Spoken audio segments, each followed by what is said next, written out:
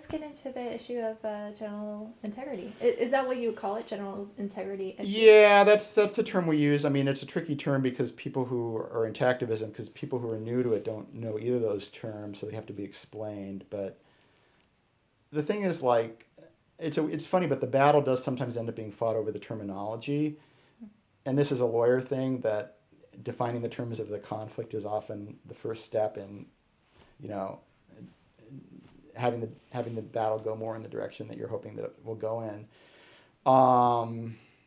Because the standard terminology is like circumcised and uncircumcised. Well, what uncircumcised is like, what, are you unamputated if you have both your arms and both your legs? I mean, you know, it's crazy terminology if you really look at it, but it's a terminology that's familiar to us because, I mean, the time when I was born, most baby boys were circumcised, almost all of them. So there was a time when that was the norm. And I mean, even today, the data is a little hard to tease out, but around 50% are still being circumcised. It might be less than that, but it's certainly between 30% and 60%, somewhere in that range. So, I mean, we get conflicting data. I mean, the Centers for Disease Control and Prevention came out with a study 2010 that gave pretty low numbers. And, I mean, they're the Centers for Disease Control, so you would think you could take their data at face value, and that's what we did. But nobody really knows. And one of the problems is, like, circumcisions aren't always recorded. They aren't even recorded. Like, it can happen to the baby, and there's no reimbursement for it, and so there's no need to record. So you don't even end up knowing. So that's one of the many strange things about this issue. So what kind of work do you do in this arena? Well, I do a lot of things. I founded this organization, Attorneys for the Rights of the Child, in 1997, and we went to the United Nations in 2001. I put a team together, and we went over there, and I gave oral and written presentations that became part of the UN record. To this day, they're the only documents we know of that the UN has that are centrally devoted to male circumcision as a human rights violation. We put out a newsletter that's on its 28th issue now. We've been doing that for about 12 years, and that's picked up by the 3 leading content providers and libraries across North America. And I do a lot of writing. I've published 25 or so peer-reviewed articles on various aspects of the topic. I've looked at female cutting and intersex cutting and cosmetic female genital cutting, which is a whole other issue of grown adult women having circumcision done to them, or aspects of genital cutting done to them for cosmetic reasons, which is a whole different issue than being done to children, obviously. I mean, there's so many. It's strange because I always feel like, okay, how much can you say about this little topic? But it's so rich in so many ways. I mean, not entirely in good ways. I mean, it's got religious aspects to it and sexual aspects and psychology, deep issues of sort of group psychology of, like, why do we do this as a society, and also individual psychology. It can have impact psychologically on individuals that was done to. There's obviously medical aspects to it and sociological.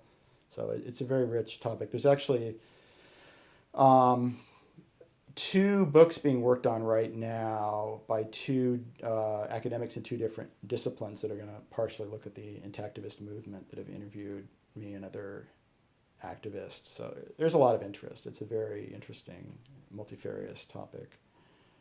So what are the reasons that performing a circumcision on a baby boy is so wrong?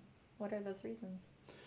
Well, it's wrong because the child should have the right to make their own decisions about their own body as long as there's no medical necessity to do a procedure, and there is no medical necessity, and even the American Academy of Pediatrics agrees with that. Their most recent position statement sort of inched closer to supporting circumcision, but they had to admit that the risk and benefit calculation doesn't suggest that it should be done automatically. And in fact, they even admitted that, I mean, they made these 2 contradictory statements. They said that the benefits exceed the risks and that publicly funding it makes sense, which is scandalous. Then they also said, but we don't know what the risks are. We need further studies. So how can you know the benefits exceed the risks if you don't know what the risks are? Obviously makes no sense. But that was what they said. So we're doing this thing that isn't justified. Why are we doing it? Well, it's partly cultural inertia. It's been around for a while. It feels familiar to us. Fathers have had it done, and they feel like they're not really sure what the benefits were, but I guess maybe I should do it to my son. It's this crazy thought of so he looks like me, but somehow he doesn't need to look like me in any other way, just in that way.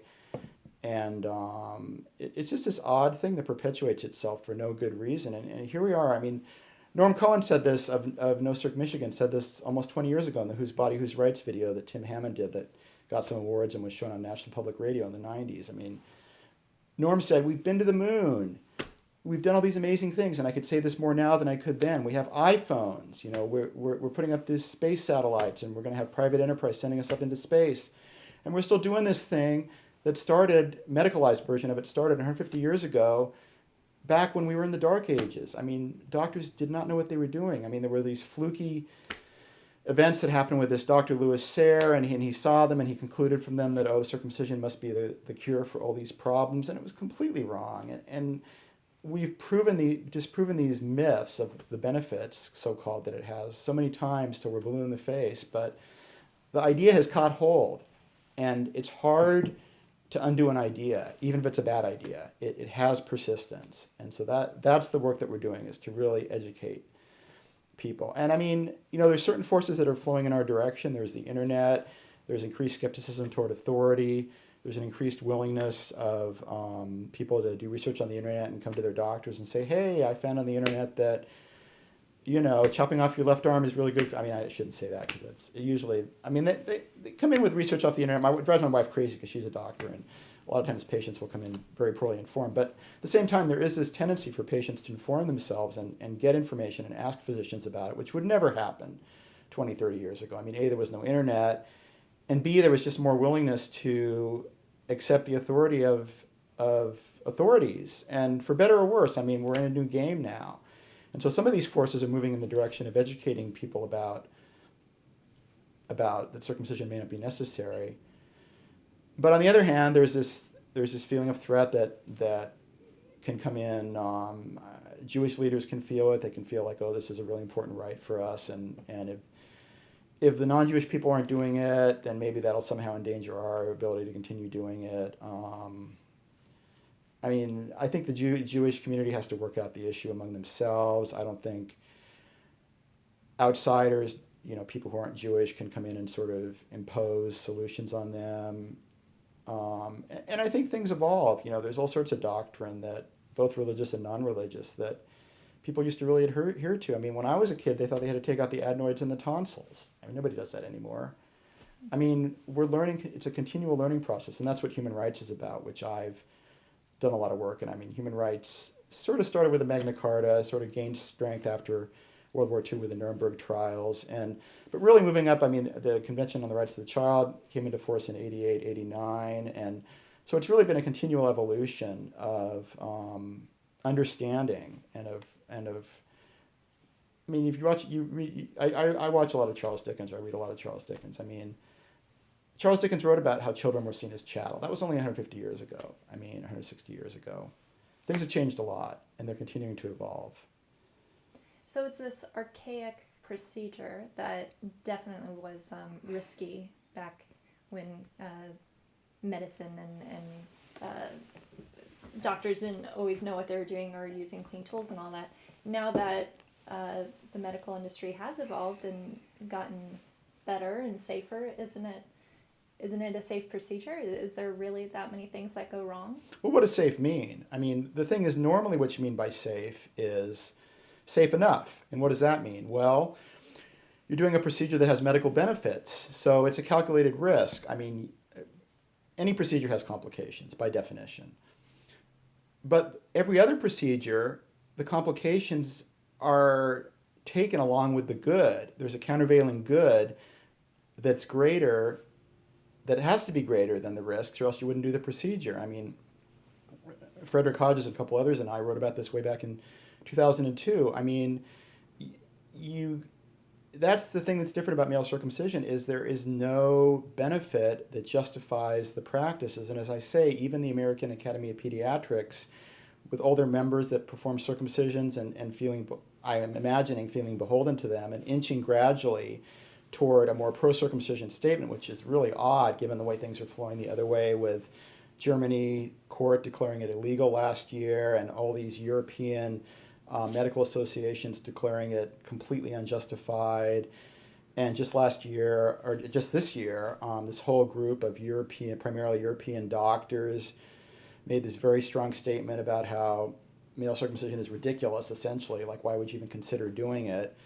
So all these forces flowing towards stopping the practice, and the American Academy of Pediatrics is isolating itself and moving the other direction, but still they're not saying that there's a medical necessity for it. They can't say that. There's no evidence for that, and they know that. And their review of the evidence was very selective. They left out a lot of very important studies that had come out in time that they could have reviewed them. Very selective review. They excluded case studies entirely, which cut out a lot of the studies about complications that are very important for showing what the problems are. I mean, there's been reputable studies showing that the number of deaths annually in the U.S. must be over 100. Nobody knows the exact number, but the thing is, those 100 babies, every one of those 100 babies has a mother. Every one of those 100 babies has a father. Every one of those 100 babies was mourned by their parents, and every one of those 100 babies, 150 babies, died needlessly. You do another practice that has a need. There's a reason for it. You're doing it, and it is a shame that a child dies. But these children died for no reason, because there's no benefit that justifies doing male circumcision. We don't have the luxury to do that. A, we care about people. We don't want to kill babies needlessly. B, we don't even have enough medical resources to keep everybody properly healthy, even if we're focusing on what's necessary. We got to get this thing up, regardless. It's outdated. It's really just so unneeded and barbaric, and even if you don't care about the children, just do it for efficiency. Just do it because we don't have the resources. If we ever did, we certainly don't have them now to do practices where the benefits don't justify the cost. And that's the other thing I was going to say was this risk-benefit analysis that the AAP does, the American Academy of Pediatrics. Well, what's left out of that? Let's think about this. Risks and benefits. What about the functionality of the foreskin? Risks and benefits, all they're doing is saying, how much urinary tract infection does it supposedly prevent, which, by the way, girls get more UTIs than boys, but nobody wants to circumcise girls. How many UTIs does it prevent versus how much bleeding is going to happen, ignoring the deaths and everything. What about the functionality of the foreskin? There's a 100% rate in circumcision of losing tissue that has function. Why don't they look at that? That's completely left out of the equation. The American Academy of Pediatrics in 2013, 2012, does not talk once in their position statement and technical report, not once, about the function of the foreskin, about the importance of the foreskin, about what the foreskin does. There is not one word in that report about that. And that is criminal. That is criminal. And I say that literally. What function does it have? I'm sorry, I don't know. The foreskin protects the penis. It has erogenous, also known as sexual functions, which are very important. I mean, it's half the surface tissue of the penis. So if you think about it logically, you lose half the surface tissue of the penis. Of course it's going to have an impact on sexuality. I mean, and there have been studies showing that, but it's just at a gut level, come on. I mean, you're going to try to seriously tell me you're going to take half the surface tissue out and it's going to have no impact? How could that be? Moses Maimonides, 800 years ago, recommended circumcision for that exact reason. He said, a benefit of circumcision is it reduces sexual sensitivity, and that's good. I mean, he was writing for the Jewish community, but that was seen as a benefit. So if he knew that 800 years ago, I think we're smart enough to know that today. And the third function of the foreskin is immunological. So it has three important functions, and more could be said about each of them. But and the other thing is, like, how many parents watch their kid being circumcised? How many parents watch the pain? They're not allowed to, I mean, typically. And I mean, even if they're anesthetized, they still have serious pain. And the anesthetic carries risks, too, if it's done. It's mind-boggling. I mean, when my son was born, I was asked 5 or 6 times. I mean, I didn't tell anybody that I was working on this issue. I didn't see a point. I didn't see a reason to. And I was asked 5 or 6 times, do you want a circumcision? I said no every time. If I'd said yes once, do you think they would have come back to me another 5 times? Oh, are you sure you want the circumcision? Oh, are you sure you want it?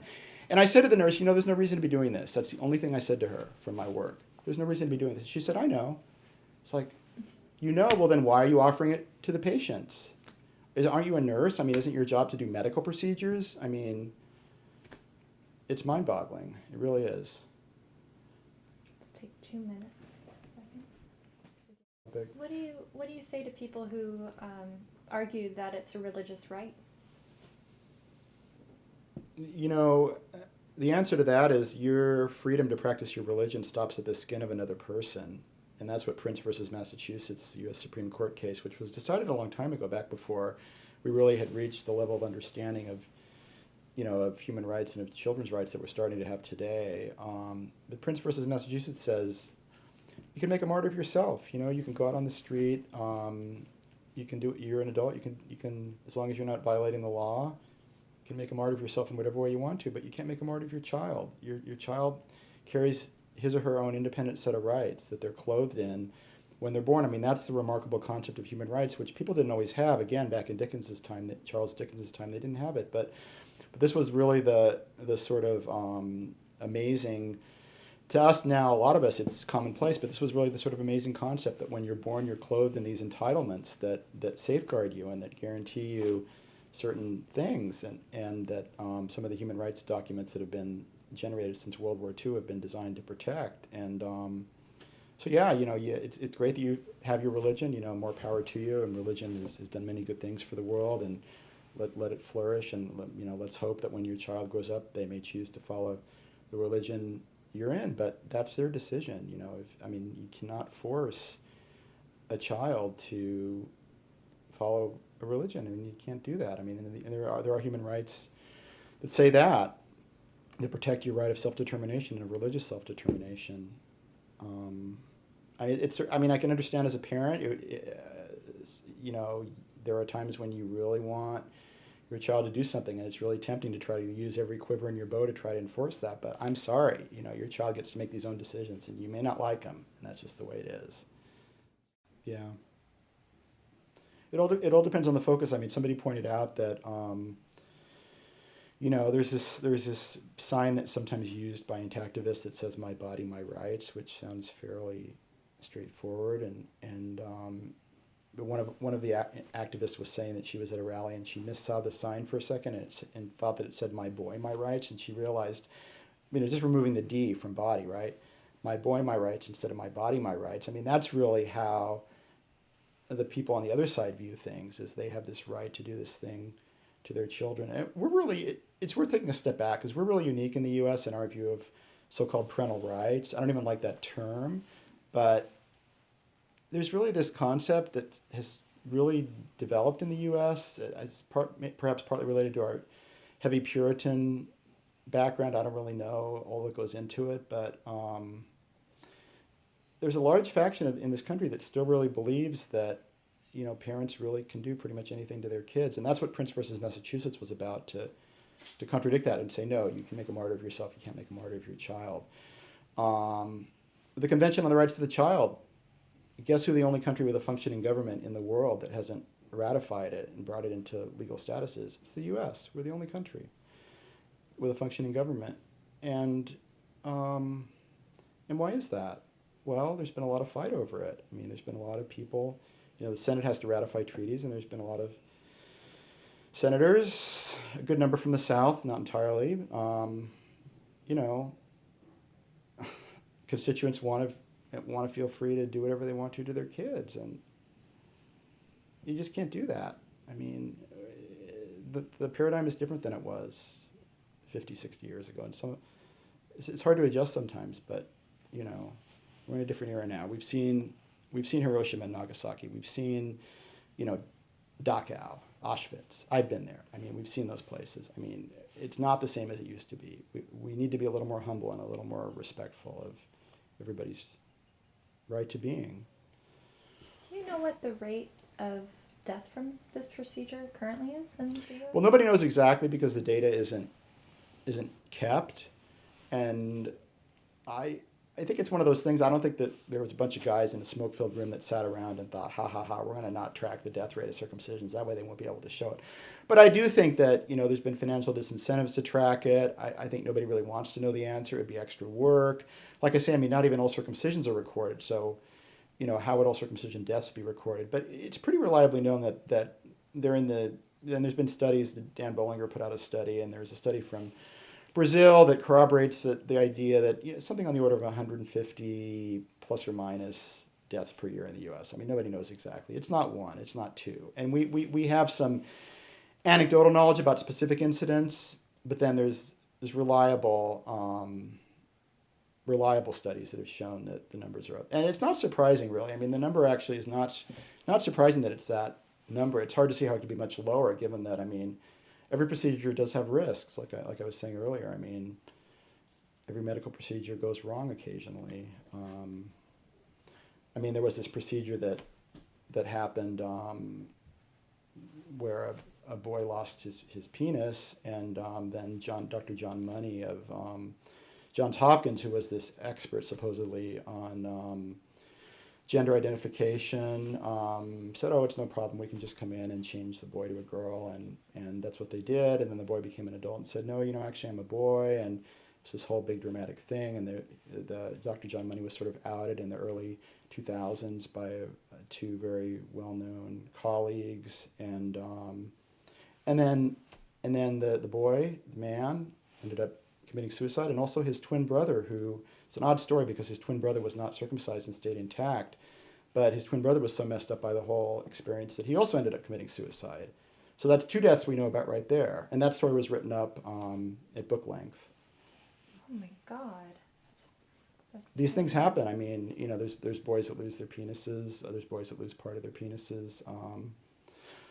But again, it has to be remembered that there's a 100% complication rate to circumcision, because 100% of the time you lose functional tissue without a countervailing medical justification. Apart from the very rare, there perhaps are extremely rare cases where it actually is medically justified. I mean, those cases around the edges, the 1 in 100, 1 in 1,000 cases. I mean, but apart from those. So the mother talks to the doctor, or the parents talk to the doctor before, like long before the birth, and say whether or not they want their son circumcised. And then after she gives birth, the baby's just whisked away, and she never knows nothing more. She doesn't see it happen. And No, they don't show the parents. They don't want the parents to see. And it doesn't happen in any one way. I mean, it happens a lot of different ways. I mean, sometimes the parents aren't asked until right before the procedure. I mean, I was a lawyer in this whole class action case, federal class action, civil rights case that we brought in New York City, actually the most racially diverse square mile of the world in New York City. The hospital there had this pattern and practice of going into Latina mothers while they were drugged from the drugs they gave them at childbirth, in English, not in Spanish, saying, "Do you want to have your child circumcised?" But actually, in some cases, they wouldn't even say that. They'd say, "Please sign this so that your child can go home." And then they'd give them the form. Page 1 in English had all this boilerplate about circumcision, but they'd give them the page 2, which just had like the signature space at the top, and say, "Please sign this." And they did this over and over. We collected plaintiffs. We tried to bring a class action, but we had an incredibly biased judge who killed our case before we were able to move further with it. But anyway, I mean, that just came to our attention, and I'm sure that's more egregious than most cases, but the so-called consent forms, most of them, almost all of them, they don't, as you might imagine, they don't properly explain the ramifications of the procedure. And because you can imagine some parent reading it, "Oh, my child might die. Oh, my child might lose his penis." What parent's going to do that procedure, right? So they say, "Oh, there might be bleeding. It might be promised for a few days. It's very safe," whatever that means. It's really scandalous. I mean, it's really, and again, like, for me, what's most scandalous is not even that children are being harmed. I mean, that's extremely scandalous, obviously. I mean, that's why I founded Attorneys for the Rights of the Child 16 years ago. But in a sense, what's most scandalous is that we're still doing this now, when we have so much information available, and at our fingertips we can learn about what studies are out there, and also in an era when we don't even have enough to care for the people who need the care and for the things that really need doing. And it's just such a waste and such a tragedy. do you think if people actually saw how the procedure was done, they would feel differently? I'm telling you right now, if a parent saw the procedure done, it wouldn't be done 100 times out of 100. The baby's screaming, the baby's writhing. They say it's a 5-minute procedure, a 10-minute procedure. Do you know how long 5 minutes or 10 minutes is if you're in severe pain? Anesthetic can't stop the pain, and anesthetic has its own risks. No parent would have. It's the same as the slogan that says 10 out of 10 babies oppose circumcision. 10 out of 10 parents would oppose circumcision if they were properly informed by seeing a video of it. I mean, I would like to see a single parent that could sit and watch when a parent, without a healthy parent, a parent without, psychological issues, could watch psychological issues prior to seeing the video anyway, could watch that video and still want to have their child go through it, still consent to have their child go through it. There's no way. I mean, and again, there's so many problems with terminology because even the word consent is incorrect. I've written 2 law review articles about so-called informed consent. It's not consent. It's parental permission for the practice. Consent is when the patient himself agrees, and that's never happening with infant circumcision. So we've got all these, but this terminology thing, it's not just me nitpicking because the terminology is what allows it to persist. We're sort of telling ourselves little lies. Oh, it's only circumcision. It's not something threatening. It's not genital mutilation. It's not cutting off a needed portion of the baby's body. It's just circumcision, this nice word that we've heard for a long time. It must be okay. There's a word for it, a medical word for it. Why would there be a medical word for it if it wasn't medically beneficial? There's no medical word for like chopping off your arm. I mean, why would there be a word for it? It's got to be fine.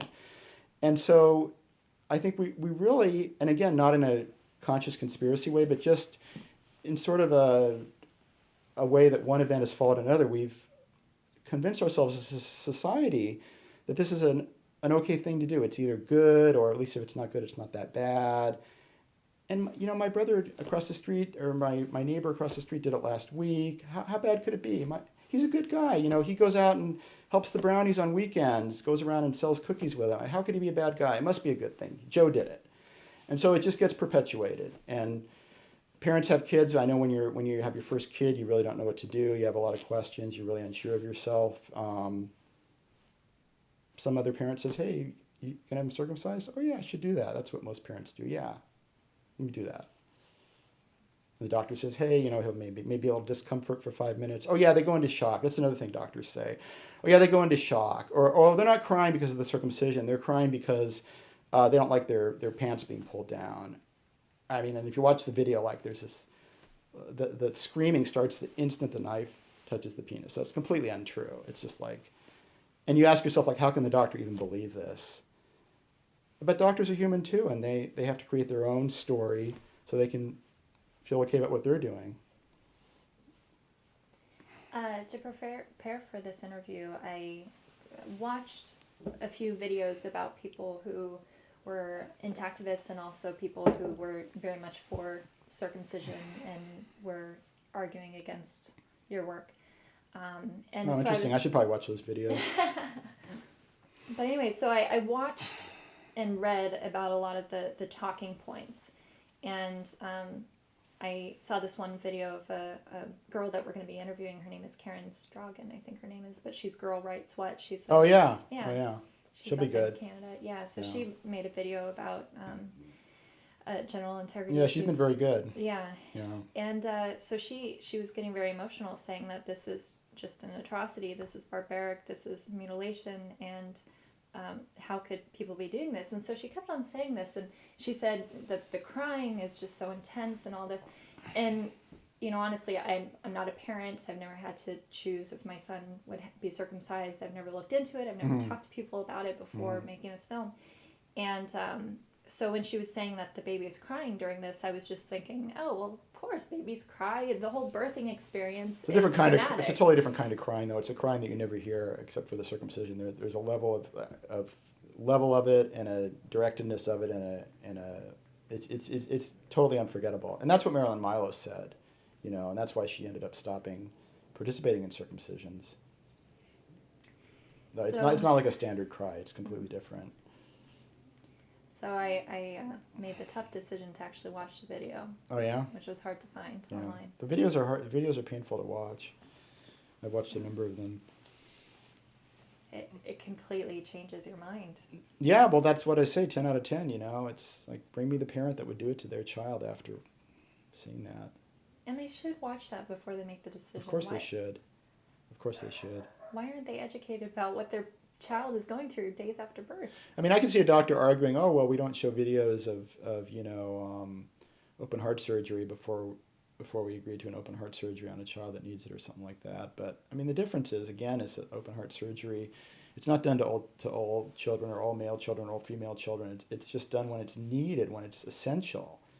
and that's really the difference. And yeah, it really is pretty amazing. Yeah, it's kind of left me speechless. It was very frightening, and I'm actually debating possibly showing it in the film, and I don't know if that would be too daring to force people to watch it. I don't know. You're making a film about circumcision. It seems like showing a circumcision is a pretty reasonable thing to do, you know? Yeah. Have you heard of many men who are circumcised who are angry that they were? Sure, there's a huge group of them that are. There have been people who've come forward, men who've come forward. There were 2 of them at the 2010 Berkeley No-Cert Symposium, Thomas Hennon and Robert Johnson. They both wrote articles stating their outrage and upsetness about it. And one of them had very detailed memories of the whole event, and then went, I think it didn't happen when he was newborn. I think he was 3 or 4, something like that. And he went back to the hospital and found that all the memories were actually correct, that he actually was remembering what really happened in terms of like where the rooms were placed and where there was sunlight and things like that. There's a lot of men. I mean, Tim Hammond's done a lot of work, the same man that I worked with in the 90s when I first got ARC started. He's done a lot of work collecting men's stories. He published a book in the 90s called Awakenings, and then recently, he since we're now in the internet era, he did a sort of an online version of that collected literally hundreds of males' responses and discussions of their stories. Now, it's not an objective survey. I mean, the men who are coming to him are at least predominantly coming because they do feel some less than ideal feelings about it happening. But just the fact that you can get hundreds and hundreds of respondents so easily, and you know, there are psychological studies that have been done of it. I actually co-authored an article about the psychological aspects, and we talked about Reinhardt's work on post-traumatic stress disorder, and all sorts of evidence about various psychological sequelae that come from circumcision. So yeah, there definitely is an impact, at least in some cases. After watching the video, I could definitely see how PSTD would be an issue. Are there any findings on that? Post-traumatic stress, PTSD. I mean, yeah, I mean, it's, you know, it's a trauma. I mean, in a lot of cases, maybe it happens too early to be remembered consciously. But whether it's remembered consciously or not, I mean, numerous people have done work showing the impact of early experiences. I mean, David Chamberlain's written books on the topic, and there's been studies showing that the same kind of trauma that happens to you at birth, if you had a traumatic birth in some way, tends to get replicated later, and it's not like an equation. It's not always going to happen, but it's a strong correlation. I mean, there have been studies showing that. It's not surprising. I mean, it's an experience. It's got to go somewhere. It probably in most cases doesn't get registered consciously because you're just a neonate, but it does get recorded somewhere and have some impact. I mean, you know, many of us have no memories of it happening to us, but there are some who do, and you know, have some concrete reasons for what they say, like this man who wrote about it very convincingly. Yeah, I mean, for some men feel like it really was like the most traumatic event of their life, and it really harmed their life. Some people feel it ruined their life. I mean, I don't feel that way myself, but a lot of, at all. But I mean, a lot of, or not necessarily like a lot percentage-wise in terms of the whole population, but I mean, a good number of men do feel that way. If you look at the sources I'm mentioning, you'll see that repeated over and over. Well, after seeing the video, I feel like if that was done to me, even if I don't remember it, I would be angry. Well, exactly. So, you know, James Prescott, among others, has said, well, you know, let's look at society and let's look at what men are doing, and let's look at, you know, and there's some evidence, it's not a straight line sort of thing, but there's some evidence that circumcision is loosely associated with there being greater violence in a society, and I mean, you know, Israel and the U.S. are two very violent countries, right? And that's not conclusive. It's not the sort of evidence you can rely on scientifically. But again, you know, you're doing this violence to the kids. Do you think it has no impact? Do you think it has no repercussions? So it seems unlikely to me, at least, that 100% of the time there's going to be no repercussions. I would like to know if there is any correlation with violence with those that are circumcised versus uncircumcised, because it seems like having that done at such an early age would make you like fearful and angry about the world and other people. Yeah, well, nobody's done a study saying, what percentage of felons are circumcised versus intact, and what percentage of... I agree. I mean, it does seem, just from a sort of common sense viewpoint, is it going to make you a nicer person to have this thing done to you when you're an infant, strapped down, powerless?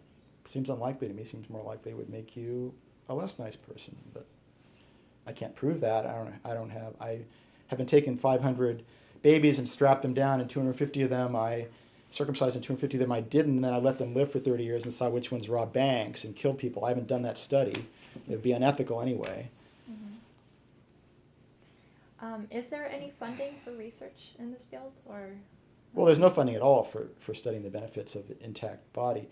That's the other thing, is that the incentives all flow in the wrong direction. I mean, and this has been seen in many areas of, holistic health practice. I mean, there's, and again, my wife's a doctor. I mean, I don't get too woo-woo about all these things, but I do try to keep a certain amount of openness to alternative approaches. And there are alternative approaches that there's really strong evidence are really helpful with cancer. And I mean, I think that, often there's medical modalities that are good to use too. Not that you have to avoid them entirely, but there's supplemental practices that can help.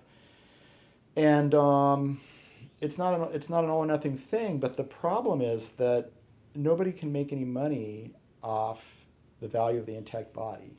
Nobody can make money off leaving a boy's penis alone. There's no money in that. And not only is there no money in that, there's no prestige in that. I mean, it's what you should do, and it's what we do with girls in the U.S., but there's no incentives to really promote that. So nobody ever does a study, it'd be hard to set up, but it probably could be done, to see, well, are there benefits of being intact? What are the benefits? How strong are they? Are they important enough that we shouldn't be circumcising? I mean, nobody ever does that research. And there was one study done, Sorrells, Sorrells, and some co-authors did about sexual sensitivity a few years ago, showing that there was definitely a loss of sensitivity due to circumcision. And that study had some support from the intactivist community. I mean, we really wanted to know the answer. We really wanted to know, is there an impact on sensitivity? And it turned out there was. But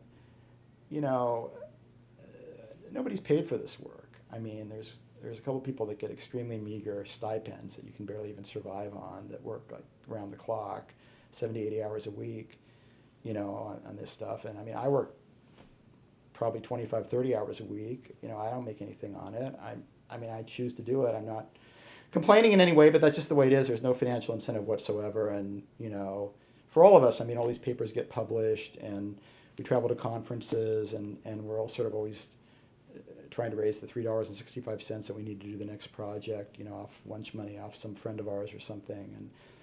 But that's been part of the problem with the movement, is we haven't been able to really step up, because there hasn't been any funding source, really any obvious funding source. A lot of issues, there's a sort of natural funding source, and sometimes it involves figuring out how to market things, or how to package things, or how to get the interests of the particular possible source of funding. In this case, we haven't seen it. I mean, maybe someone will come along and come up with some brilliant way to do it, but it's really just seemed like holistic issues and supporting the intact body, just there's no money there. And when I say money, I don't just mean money. I mean, there's no incentive among the people with high prestige, and the physicians and the professors at universities. I mean, Johns Hopkins, again, I mentioned them earlier with regard to John Money. Johns Hopkins is driving this whole HIV thing, which is insanity. I mean, this whole ridiculous thing that, that HIV cures or helps reduce, that circumcision helps reduce HIV in Africa, which itself is like completely suspect, and there's like a million problems with those studies, ethical problems, data problems. But then, to make it worse, they try to do exactly what they told us at the beginning they wouldn't do, but which we knew they were going to do, and we were unfortunately proved right. Namely, they try to take this data from Africa and bring it to the US, where there's completely different modalities for transmitting HIV, completely different health practices. I mean, in Africa, one of the best places to get HIV is in a health clinic. Well, is that true in the US? No, of course not. Completely different situation in the US, and yet they're trying to import this idea that was flawed to begin with, not just flawed, but completely a non-starter. In Africa, they're trying to bring it to the US and use it to justify neonatal circumcision. I mean, the mind boggles. It's just, if somebody wrote a movie or a novel and we didn't circumcise, we never had, and it'd be like, come on, this is ridiculous. This is so implausible. Like, I'm not going to read your book. It's ridiculous. Nobody can believe it. And yet that's the reality that we have. You were saying that in your generation, fathers were saying, oh, I want my son to look like me. I feel like with my generation, the biggest argument, or not argument, but understanding of why boys are circumcised is for cleanliness and prevention of STDs. Can you talk about that a little bit? Yeah, I can talk about that. I mean, so prevention of STDs, I mean, we already sort of talked about this, but, I guess you back up, and first of all, like, the question to me is, well, why are we even studying, sexually transmitted diseases in male circumcision? I mean, why? There's this massive compulsion we seem to feel as a culture to, like, frantically find a reason to justify this thing. It is the weirdest thing. Like, why don't we just stop it? We don't have enough resources to do this needless practice anyway. Why don't we do the things that need doing for patients? Why don't we help patients and make them healthier? And why don't we stop doing things that don't have medical basis, as, again, even the American Academy of Pediatrics finds itself forced to agree. So it's odd that these studies are going on in the first place, but okay, they're going on. And by the way, there's been studies showing that female circumcision can help reduce STDs, but nobody, for some bizarre reason, is proposing doing female circumcision. Well, I'm not proposing doing female circumcision. I also oppose doing male circumcision. I mean, why would you cut any child to try to stop a disease? First of all, you're not going to get STDs till you're sexually active, which is many years down the line. It's completely out of line with any sort of public health and medical practice to do some practice 20 years in advance on the speculative idea that you might contract this disease 20 years later. They might not have a vaccine yet. They might not have a way to cure it yet. There are lots of ideas out there right now that seem really solid about reducing HIV and stopping HIV. I mean, there are ideas that are really likely to be viable within the next few years. I'm not an expert on these things, but I'm reliably told that by physicians who are experts on these things. And regardless of that, the whole thing is medical craziness and wouldn't be done except that we are basically, as a society, crazy on this issue. We've basically lost contact with reality on this issue. So, the STD studies, the HIV studies have been refuted over and over. There's so many problems with the studies. They stopped them when the data started turning the other way. In some cases, they committed ethical violations. The number of people that were supposedly prevented from getting HIV due to being circumcised was an extremely small percentage of the total number in the study, just a little over 1%. So they try to present these numbers as saying, oh, there was a 60% improvement rate, but the so-called 60% improvement rate is just out of this 1%. So in other words, 1% are being saved, so that's the real number that you should be looking at. And you have to counterbalance that against all the harms, against all the risks, and against the general principle that functional tissue should stay on the body unless there's a reason to take it off. I mean, it's just, I don't even know how to even explain all the ways in which it's a flawed idea. And Johns Hopkins should be ashamed of itself for driving this thing. And, there's a lot of status and a lot of egos wrapped up in it. And at this point, it's a juggernaut, and it's very hard to stop the train and get off it. And it's very hard to see objectively. I mean, we're all in love with fancy institutions and people with professional, impressive credentials. I mean, I as much as anybody else. It's impressive. It's like, wow, Johns Hopkins must be right. I mean, I must just be too dumb to understand this because they're saying there's a reason for this. So, and you asked me about... cleanliness. Cleanliness. Oh, I love cleanliness. I love cleanliness. Okay.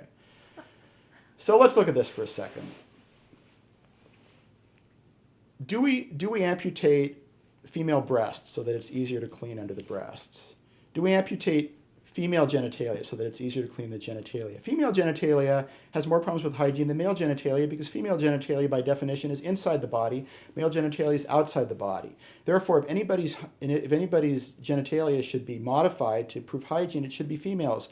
I'm not proposing doing it to females. I'm just making the point that why are we focusing on this insane thing for so-called cleanliness. It is nuts, folks. It is nuts. It's patronizing. Males can learn how to clean themselves. If you're a parent and you're not teaching your child how to clean himself properly, you are blowing it. Get out some soap and water, teach the child how to clean himself. And if he feels a little embarrassed because it's his penis and he feels private, let him learn how to clean himself.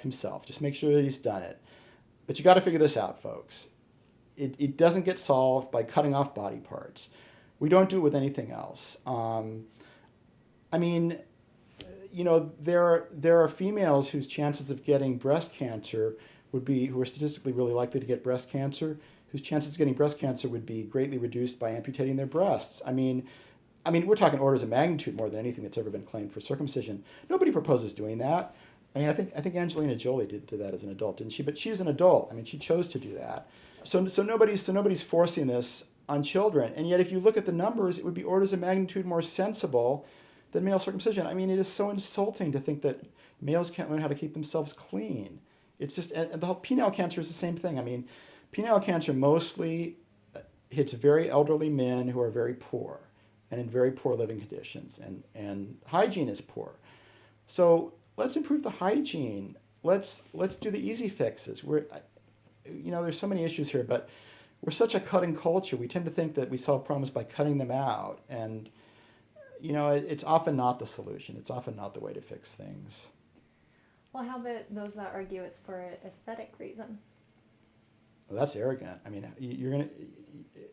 somebody's going to sit there and tell me that their third-party opinion, it looks nicer to cut off a part of somebody's body for their own benefits. What if I think it looks nicer to cut off female genitalia? And again, I'm not proposing that. What if I think it looks nicer if my son is an amputee or my daughter only has one ear? I mean, there actually were deaf parents who were proposing that their children should be made deaf too because they're deaf and they want to perpetuate deaf culture. And there's been defenses of that actually by some of the same people that some of the same so-called ethicists that support circumcision. It's a sham. It's all outrageous. I mean, it's come on. Seriously? Thank Can I you. interject something here? Yeah. Have you ever watched Sex in the City? Occasionally. Oh, wow. There is an episode where... There's an episode relating to circumcision, I know. Yeah. Yeah. About what? Well, they're like, the four of them, I think they're around their breakfast, in the restaurant, and they're talking about being with a man who's uncircumcised and Yeah. circumcised, and I think Samantha is with someone who's uncircumcised at the moment, and the Intact. girls are all Intact. like, ew, kind of thing. So they're having this conversation about whether or not. But I'm sitting here listening to all this, and for the first time in my life, seriously, I'm like, why are we doing this? No kidding. No kidding. It's no kidding. the population goes on its way as lemmings because there's no questioning it because this is what's done. Well, I think it's really, I've written about this. I think it's really hard for fish to see the water they're swimming in, and I think it is so hard for us to see it as a culture. And it's just so pervasive. I mean, everywhere where we go, it's circumcision just seems like such a mild practice and so accepted and so common, and we feel like we know what it is. I mean, I'm not immune to that. I mean, I grew up in the U.S. It seems innocuous even to me when I don't really think about it and remember what I've learned and what I've come to understand. And yeah, I mean, to a large extent, that's what keeps it going is this subtle acceptance. It's just really hard for us to step outside the frame and look in. And I wrote an article analyzing 19th century Indian infanticide of female children, female genital cutting, male genital cutting, foot binding, and artificial cranial deformation, which happens around the world, many different cultures. When you're under 1 year of age, your cranium can be compressed. That's why Nefertiti looked like she did, and deformed. And there are cultures all over the world that still do that. And so I analyzed those 5 practices, and I didn't know what I would find, quite honestly. And interestingly, a lot of the same justifications are used for all 5 of those practices. Each culture really believes that, oh yeah, well, foot binding's for the good of the daughter because then they'll be marriageable and they'll be able to get a husband and they'll fit into society. And I mean, you can't really argue that killing girls helps the girls. I mean, that's the exception. But the artificial cranial deformation makes them more beautiful. It alters them, just like circumcision does. It alters their head so that it looks really nice and really fits in with what we want our children's heads to look like. And so, I really, it was amazing to me because it really turned out that each culture really strongly believes in the rightness of what they're doing. And so I don't fault a circumcising culture any more than I fault any of these other cultures. I just want it to stop. It's just like it doesn't need to happen anymore. It's time to lay down the knife.